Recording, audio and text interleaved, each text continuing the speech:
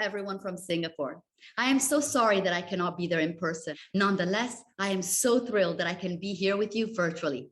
I am also thrilled to have the opportunity to share my insights on a topic that I am extremely passionate about: the importance of understanding and leading the multi-generational workforce. With older generations working past the age of retirement and the arrival of Gen Z, we're seeing for the first time in history 4, sometimes even 5 generations working alongside each other. As a result, many organizations are experiencing what I like to call the XYZ divide syndrome, where generational diversity is seen as a negative element, making it more difficult to build and maintain a happy, productive workplace. The struggle between traditional mindset and new age thinking is really real, and it makes it hard for the new generations who come in wanting to drive significant impact in a short period of time to feel happy and satisfied with their job. So no matter how strong your organization's employer branding efforts are, unless you are able to truly harmonize your multi-generational workforce, you will not be able to retain the young generations, particularly the new Generation Z. This will not only have a tremendously negative impact on your employer brand, but also on your ability to drive innovation and consequently to drive the business into the future. In order to create a culture of intergenerational collaboration, business leaders and HR professionals need to have a good understanding of how different generations experience each other. And I hope today to help you shed some light exactly on that. So without further ado, I'll dive right into it. All right, here we go. So how can HR take the lead in understanding and leading a multi-generational workforce? Well, first, it's important to understand why generational diversity is so important and why it's rising to the top of CEOs and CHROs' agendas. The world is facing a number of challenges. One of them is the demographic shift. You have certain countries where you have a huge aging population and other countries that have a predominance of younger workers. And then, of course, you have the big skills gap. We've heard it for years now, how organizations are saying that they're mostly able or unable or barely able to hire the talent they need to meet their business goals. In recent PwC study, CEOs said that the lack of availability of key skills is actually the biggest threat in certain regions when it comes to their business success. So all of a sudden, being able to recruit people, of course, is going to be critical, but then also you need to be able to retain them, because if you're lucky enough to find those skills, you need to be able to keep them into your workplace. So what this means is organizations will have to create the best possible environment for a vastly diverse group of people. And future leaders will be expected to understand the needs and priorities of a wide range of generations to be able to operate effectively. Understanding the why that underpins employees will become more crucial to better engage and empower a generationally diverse workforce. So who are the 4 generations in the workplace today? There's baby boomers, you have your Gen X, you have your millennials, and of course, Gen Z, the newbies, the new kids on the block. And actually, you still have quite a lot of traditionalists, employees in their 70s going strong. So the other reason why I think this is so important, and I have just recently published a book about this, is titled Reframing Generational Stereotypes, is that as a society, not just organizations, but society as well, we're facing a number of challenges that simply cannot be addressed through the traditional and hierarchical way of doing business. The only way to be able to address them is by combining our strengths. So the future requires a much more calculated, flexible, and sensible approach to recruiting, employing, developing, reskilling, and upskilling people. So for organizations, being able to combine the drive, the resilience, and the social mindedness of today's youth with a broad range of skills and experiences of senior employees will really mean the difference between surviving and prospering. So let's look at the new generations coming into the workforce. As Harvey Allen had said, each generation is a fresh invasion of savages. And this is surely the case for Gen Z, despite the fact that many organizations tend to bunch them with the millennials. You know, they just managed to get the millennials figured out and they just assume that the new generations will be similar. Well, Gen Z are very different. They come with their very own set of priorities, expectations, challenges, personalities, approaches to the workplace. For one, and the most important characteristic is that while the millennials drove the workplace revolution, Gen Z will drive an entire new revolution, which will be linked to purpose and impact. We see it every day. They're such strong advocates for, social causes, and they take this with them to the workplace. For one, they don't believe in CSR. They believe that's just greenwashing. They believe that that is just, PR with huge tax benefits. They feel a sense of urgency to fix what's broken. They feel a sense of urgency to change the world. And in fact, 60% of them want their future career to change the world for good. We also know that they are strong ethical consumers. 75% of them are likely to buy products to show support for the issue that the brand supports. And just as likely, 65% or more would stop supporting a brand that doesn't share their same values. So as a result of that, 66% of them want to start their own company because they just don't believe they can change the world by working for you. And even those who choose a career in the corporate sector want to work on projects that deliver fast and traceable impact. While I was writing my book, I spoke to so many Gen Zers, and one of them told me young people would like to drive change and create a new path with successful impact, while the older generations want to follow the old path. So I took this to the older generation and I said, this is what the young generations feel. And they actually came back and said, the young seem to think that we have a problem with them wanting to change the world. On the contrary, we feel that their aim is good, the direction is right, but the discipline, patience, focus, and rigor that is needed to accomplish those tasks is not there because they don't have the experience yet. And so they want to be able to help them so that they can drive that change. And I think this is one of the biggest kind of misunderstandings in the workplace. And then, of course, as George Orwell said, every generation imagines itself to be more intelligent than the one that went before it and wiser than the one that comes after it. And this is surely the case this time around as well. As a result of that, productivity takes a huge hit. Only 59% of baby boomers, 66% of Gen X, 43% of millennials, and 40% of Gen Z think that generational diversity makes the workplace more productive. And you see it every day. I mean, we all hear the okay boomer, dismissing older generations' opinion because they're seen as being irrelevant or obsolete, versus strawberry generation, the older generations accusing the young of not knowing how to deal with a hardship or being easily bruised. Well, none of these are actually true. And the sad thing is that diversity can be a great asset. It introduces fresh perspectives and applied knowledge. We know that diverse teams drive the most innovation, especially multi-generational teams. However, if not handled with care, the same diversity can create a volatile environment, which leads to obstacles in communication and conflicting expectations. And this is surely what is happening in the workplace right now for many organizations. So as a result of this, intergenerational conflicts are very frequent. 44% of boomers, 48% of Gen X, 55% of millennials, and 70% of Gen Z actually say that intergenerational conflicts are frequent or very frequent. Baby boomers say that work ethic and career perspectives are tremendously different, so much so that leaders across generations find them rather unsolvable in reality. Gen X says that we don't know how to communicate effectively with one another and optimize our generational strengths. Millennials think that it's too chaotic with too many ego clashes, seniority often kicking in, exacerbating generational divide and reducing cohesion. And Gen Z, of course, feels that there's too big of a difference between old school and new age thinking, that they want to change the world, but the old generations want to do things the way they have always been done.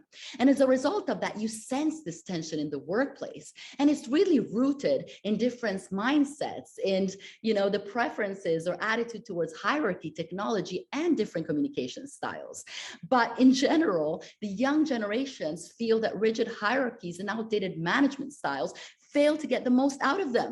And they say that their managers do not always understand the way that they use technology.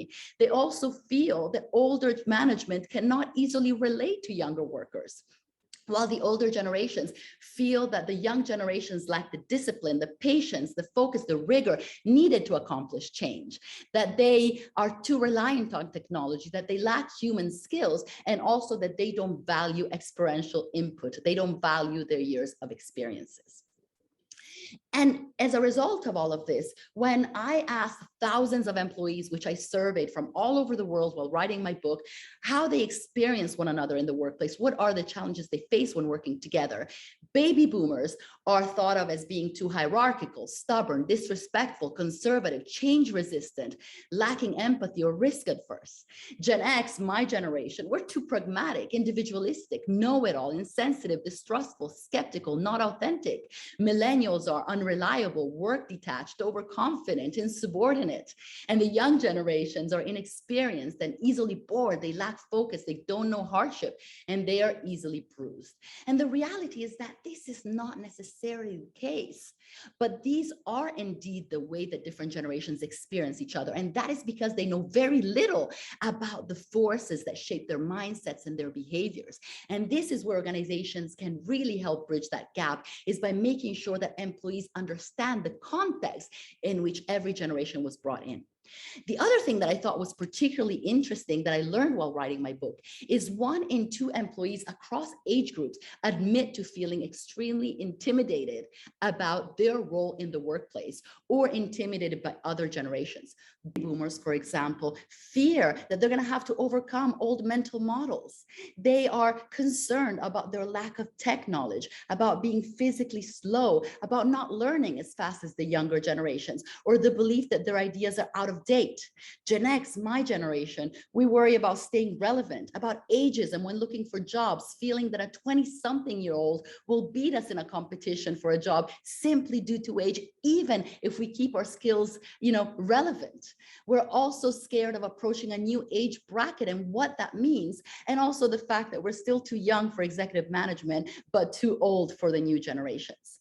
Millennials, they're worried about balancing work and family while building financial stability, of getting their point across to older generations, of having to deal with institutional power, of being thought of as disrespectful, spoiled, or difficult. And of course, Gen Z is worried about having limited opportunities, being stuck doing menial tasks. They're worried about knowing the fact that the future depends on them, but nobody is listening. And they're worried about being underestimated and not being able to drive that change simply because of their lack of experience. And so when we look at it, this, of course, creates a number of difficulties. And I think it's so important to look at this and understand that everybody, even the overconfident millennial or the super authoritarian baby boomer, everybody has their own insecurity. And I think this allows us to look at each other with a lot more empathy. The thing that's great, though, is that 99% of employees across generations say they want to work together. There is so much they love about each other. Baby boomers are thought of as loyal, experienced, knowledgeable, hardworking, and wise. And Gen X, they're seen as adaptable, industrious, independent. They're seen as the ultimate problem solvers because they can solve problems using old way of doing things and new way of doing things. Millennials, they're seen as creative, innovative, tech-savvy, enthusiastic, open-minded. And Gen Z, of course, they're idealists, they're digital natives, but most of all, they're committed to a cause. They care about the environment and they want to do something about it, as is seen by your very own Greta. They're also fast learners, and they are really, really committed to driving impact.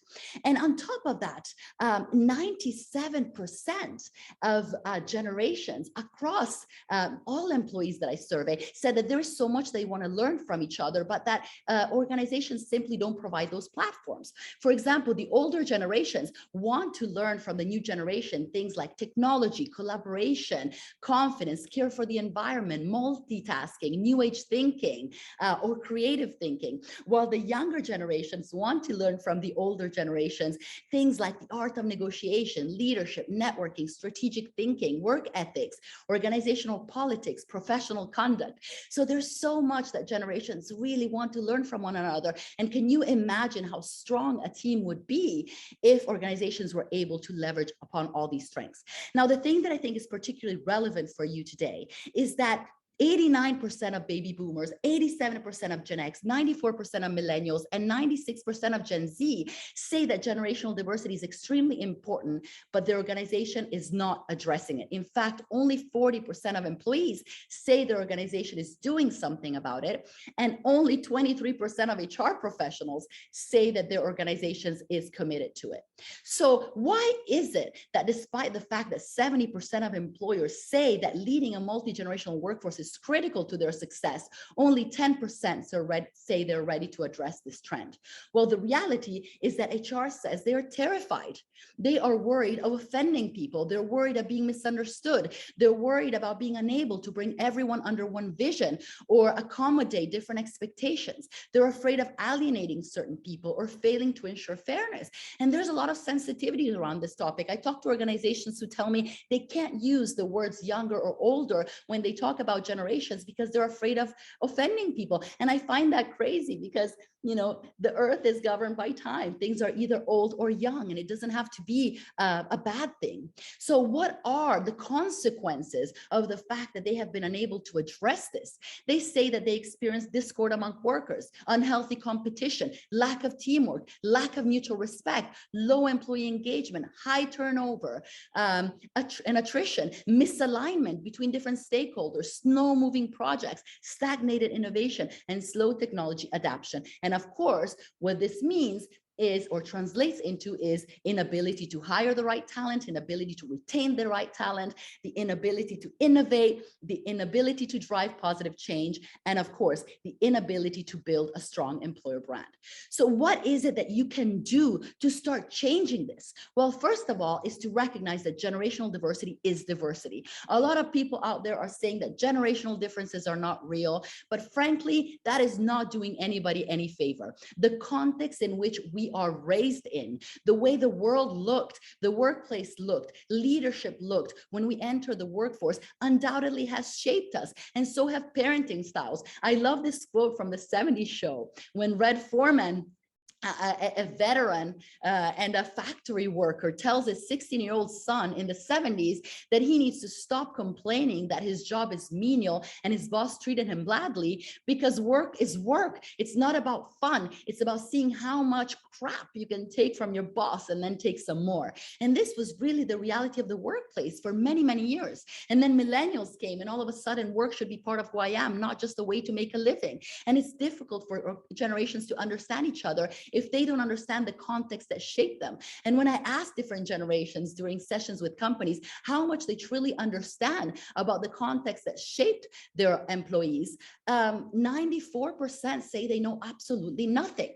The other thing is to understand that intergenerational conflicts are very real, even if employees don't talk about it. And they are one of the top 2 reasons why young talent leaves the organization, but they are caused by this lack of knowledge. So don't shy away, do your research. Have you ever looked internally? Have you ever run a study within your organization to understand how different generations experience working together? I run so many of these studies for companies, and they're always shocked by what they find out. Remember, young employees disapprove of their managers, and older employees begrudge the young ones simply because they don't realize how strongly the behavior and the mindsets they disapprove of are rooted in the historical, political, and social context that each generation was brought up in.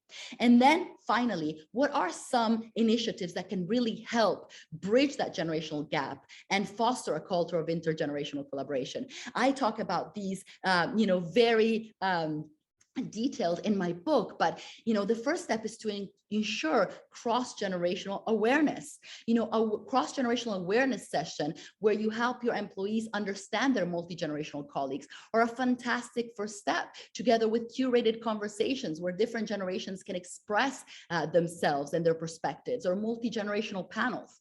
The second is to create a safe space. I've helped a lot of organizations set up CEO and CHRO roundtables to address this, or support peer groups where different generations are represented and they can together discuss their challenges and address the opportunities, but also workshops with multi-generational teams, for example.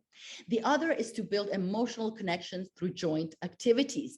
Team bonding activities are a fantastic way. Do something a little bit out there. Take them to an escape room where, you can't give too much weight to anyone's opinion, because otherwise you risk getting stuck. But everybody needs to be able to share how they see the problem being solved, and everybody needs to have equal amount of time. And usually the person who gets you out is the one you least expect.